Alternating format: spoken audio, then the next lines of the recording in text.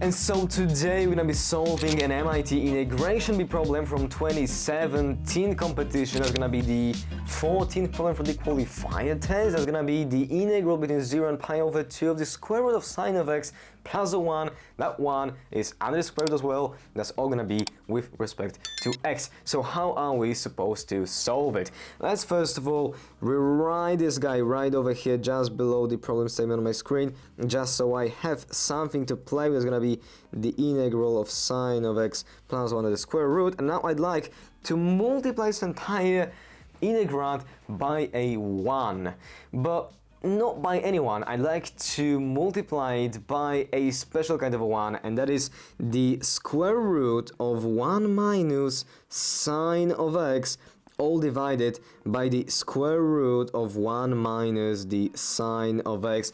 I'm not changing anything really here because, well, I'm just multiplying and dividing everything by the same value.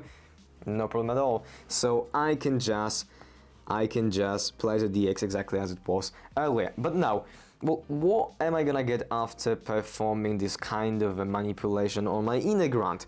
Well, I'm gonna get the integral between 0 and pi over 2 of, and now the numerator is gonna look like this. It's gonna be the square root of 1 minus the sine but squared of x, and then I'm gonna divide it by, well, just the square root of 1 minus the sine of x. It's gonna be all dx. But now we know by some nice trivialities that this numerator right there reduces to a simple cosine of x. But, well, that's really awesome, because now we can rewrite this entire thing as just the integral between 0 and pi over 2 of just the cosine of x, all over the square root of 1 minus the sine of x. Is all gonna be with respect to an x. But now, well, the derivative of sine is just a cosine. And so if I were to just multiply this entire integral by a factor of -1 twice, I'm just gonna do something like this, yeah? Then there is no problem for me to just perform a u sub that would make mine sine of x be equal to a u, and thus my cosine of x be equal to, my cosine of x dx be equal to a du. But I actually like to make a negative sign be equal to u and a negative cosine of x be equal to the du. But now, what about the bounds of integration? Well,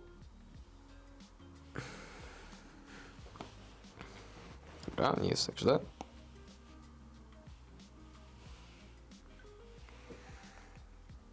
And so I can just rewrite this entire integral as the integral between 0 and pi over 2 of just the cosine of x, all divided. And so I can just rewrite this integral as an integral between 0 and pi over 2 of the cosine of x divided by the square root of 1 minus sine of x. That's gonna be all dx. But now, you see, what is the derivative of the sine? Well, that's just the cosine. And so I'm very, very close to being able to just say this 1 minus sine of x added square root to a u, because the derivative of this thing is just negative cosine. And so there is no problem for me to just go and multiply this cosine by -1, but I will also have to multiply the entire integral by a -1 in order to in order to find the difference, to find the difference right there. Okay, so now I can just go on and make myself a substitution of 1 minus the sine of x be equal to a u, and thus negative cosine of x dx be equal to my du. And now, as to the bounds of integration, whenever x is equal to a 0, we will get that u is equal to just a 1. U is equal to 1, and then whenever x is equal to pi over 2, the upper bound, u is going to be equal to a 0, and this is our u sub. Let's plug it in.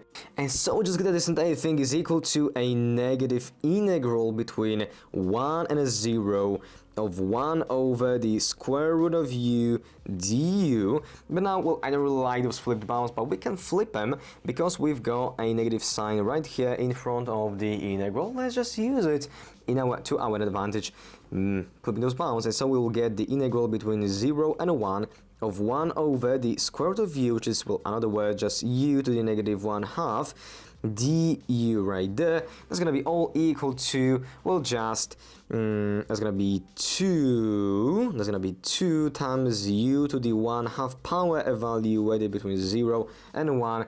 So it's gonna be just about 2 times 1, which is 2, minus 2 times 0, which is 0. And so our final answer is that this entire integral evaluates to 2. Hope you guys enjoyed it and see you in the next one. Bye.